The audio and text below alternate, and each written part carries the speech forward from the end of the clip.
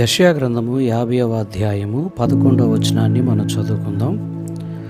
ఇదిగో, అగ్ని రాచబెట్టి అగ్ని కోరువలను మీ చుట్టూ పెట్టుకుని వారలారా, మీ అగ్ని జ్వాలలలో నడువుడి.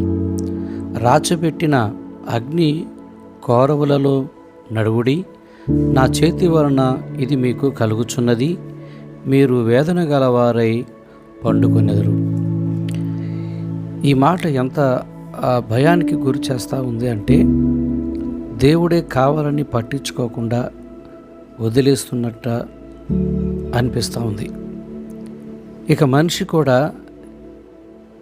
ఎలాంటి ప్రయత్నాలు చేస్తూ దేవుణ్ణి ఎంతగా త్రోసిపుచ్చుతున్నాడో, మరి ప్రవక్త ద్వారా దేవుడు పలుకుతున్న ఈ మాటలు కూడా అలాంటి ఆవేదనకు గురైనటువంటి మాటలుగా మనం చూస్తూ ఉన్నాం. ఎందుకు విషయం ఏంటో కాస్త మనం వివరంగా అర్థం చేసుకునే ప్రయత్నం చేద్దాం. యెహోవాకు భయపడకుండా, అవసరాల్లో ఆయనను ఆశ్రయించకుండా, తన సొంత శక్తి సామర్థ్యాల మీద ఆధారపడుతూ తన స్వహస్తాలతో వెలుగు కలగ చేసుకోవడానికి ప్రయత్నిస్తూ, అతడు వెలుగు పుట్టించడానికి తన సొంత అగ్నినే రాచబెట్టుకుంటాడు. అటివానికి దేవుని నుండి ఎటువంటి సహాయం అందక వేదన అనుభవించే పరిస్థితుల్లోకి వెళతాడు అని ఈ వచనం మనకి కొంతవరకు అర్థం చేసుకోవడానికి సహాయం చేస్తూ ఉంది. ఇంకా దీన్ని మనం ఇంకాస్త విపులంగా మనం అర్థం చేసుకోవడానికి ప్రయత్నం చేద్దాం. దేవుని ఆలోచన తీసుకోకుండా, లేదా సేవకుని మాట అయినా సరే తీసుకోకుండా, లేదా ఆ మాట మీద నమ్మకం లేకుండా కొన్ని సమస్యల్లో తలదూర్చేవారు ఈ అగ్ని రాచి పెట్టుకునేవారితో సమానం. లేకపోతే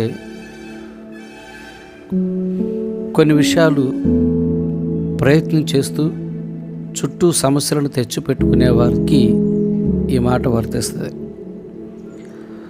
ఇక్కడ చీకటి అన్న మాట మనం చూస్తూ ఉంటాం. చుట్టూ ఏముంటుందంటే వారికి చీకటే ఉంటుంది, బయటపడే దారి కనపడదు. ఎందుకని? అంతా సొంతంగా చేసుకున్నారు కాబట్టి. ఇలాంటప్పుడు సొంత ప్రయత్నాలు వాళ్ళు బాగా చేస్తూ ఉంటారు. మనుషుల ఆలోచనలు తీసుకుంటారు, అవి పాటించడానికి చూస్తారు. అంతేగాని దేవుణ్ణి ఆశ్రయించాలని కానీ, లేకపోతే సేవకుని ఆశ్రయించాలని కానీ అలాంటి ప్రయత్నాలు చేయరు. ఇక అలాంటి సందర్భాల్లో వీళ్ళకి ఏది దొరికితే దాన్ని చేయడానికి, లేకపోతే ఏ ఆలోచన వస్తే ఆ ఆలోచన ఎంచుకోవడానికి వీళ్ళు ముందుకెళ్ళిపోతూ ఉంటారు. కారణం ఏంటంటే, ఏ దారి దొరికితే ఆ దారి ఏదో ఒకట్లేండి, ఈ సమయానికి మొత్తానికి ఏదో ఒక రకంగా బయటపడాలి అని వాళ్ళు కోరుకుంటూ ఉంటారు. ఇది దేవునికి ఇష్టమైన మార్గమేనా కాదా, నేను వెళ్ళేది మంచిదేనా, ఆలోచించేది మంచిదేనా, చేయాలనుకున్నది దేవునికి ఇష్టమేనా, ఇలాగా మనం ఈ దారి ఎంచుకుంటే దేవుడు దీన్ని సమర్థిస్తాడా అని ఆలోచించరు. ఏదో ఒకటండి, ఈసారి కానిచ్చేసండి, ఎప్పుడు ఎలాగనుకుంటే పనులావు, లేదా కుదరవు, ఇక తప్పదు, కొన్నిసార్లు ఇలాగే ఉండాలి, కొన్నిసార్లు ఇలాగే ముందుకు వెళ్ళిపోవాలి, కొన్నిసార్లు ఇలాగే చేసేసేయాలి అన్న ఆలోచనలోకి వెళ్ళిపోతారు. ఆ సమయంలో ఏది దొరికితే ఆ దారిని అవలంబించేస్తారు. ఇక అది మంచిగా చేయడాన్ని లోతుగా ఆలోచించే ప్రయత్నాలు కూడా చేయరు. ఆలోచనకర్త అయిన దేవుణ్ణి సంప్రదించే అలవాటు లేకపోవడమే ఇలాంటి పనులకి కారణం. కాబట్టి ఇలాంటి వారు ఏంటంటే, ఈ ప్రయత్నాల వల్ల మరింత లోతుకి వాళ్ళు కూరిపోతారన్న సంగతి వాళ్ళకే తెలియదు. అందుకే కొన్నిసార్లు ఏం చేయాలంటే, మానవ ప్రయత్నాలు ఆపి ఆ ఎదురైనటువంటి కష్టాలు, తెచ్చిపెట్టుకున్నటువంటి ఆ చిక్కులు, లేకపోతే వచ్చినటువంటి ఆ పరిస్థితుల్ని కాస్త అనుభవిస్తూ దేవుని ఆలోచన కొరకు ఎదురు చూడటం మంచిది. ఎందుకంటే కొన్నిసార్లు పరిస్థితులు కూడా మనకి చాలా పాఠాలు నేర్పిస్తాయి. చూడండి, కరోనా వచ్చింది, అందరినీ అది బాధించింది. అయితే చాలామంది దాని వలన చాలా విషయాలు నేర్చుకున్నారు, చాలామంది దాన్ని మర్చిపోయారు.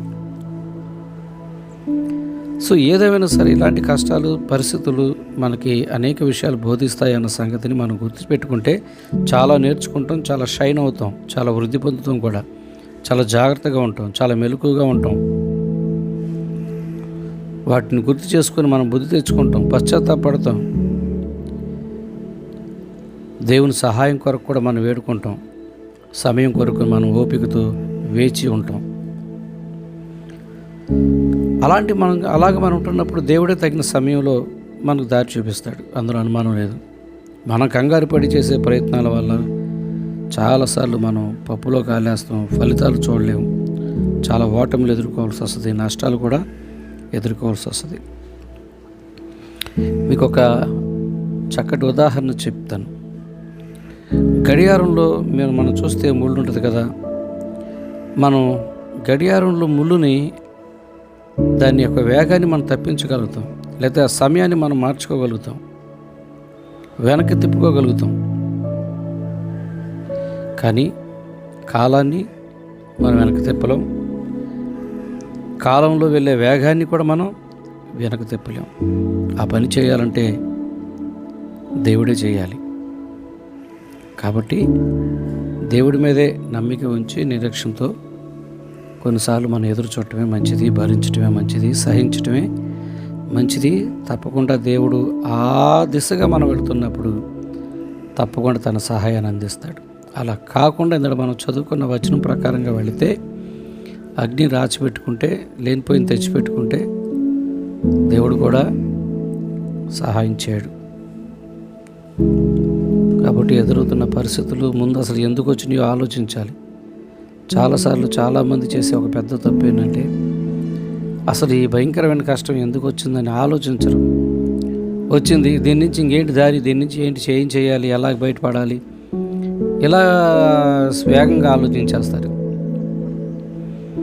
అసలు నాకు ఎందుకు వచ్చింది ఈ పరిస్థితి అని ఆలోచిస్తే ఖచ్చితంగా అది మన తప్పు వలన, పొరపాట్ల వలన వస్తే దాన్ని మనం సరి చేసుకోవచ్చు, ఇంకా దాని నుంచి బయటపడడానికి దేవుని సహాయాన్ని కోరచ్చు, పశ్చాత్తాపడవచ్చు. లేదు ఒకవేళ దేవుడే పరీక్ష పెట్టాడు అనుకోండి, మనకి ఏ తప్పు కనపడలేదు అనుకోండి, అయితే ఇది దేవుడి పరీక్ష. దాన్నైనా సరే ఓపికగా భరించి అందులోంచి ఎన్నో విషయాలు మనం నేర్చుకోవడానికి ప్రయత్నం చేయాలి. అలా ఇలా చేసిన దేవుడి సహాయం మనకు దొరుకుద్ది, తెలుసుకొని పశ్చాత్తాపడ్డా దొరుకుద్ది. ఒకవేళ దేవుడు పరీక్ష పెట్టినా దాన్ని ఓపికతో భరించడం వల్ల కూడా దేవుని సహాయం మనకు దొరుకుద్ది.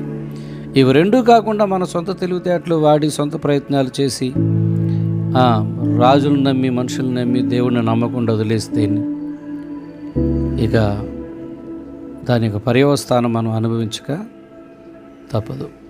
ఈ చిన్న మెలకువలను మనసులో పెట్టుకొని ప్రభువుకు దగ్గర అవుదాం, ప్రభువులు ఎదుగుదాం, ప్రభు కార్యాలు చూసేందుకు మనం ప్రయత్నం చేద్దాం. దేవుడు మిమ్మల్ని అందరినీ దీవించును గాక. ఆమేన్.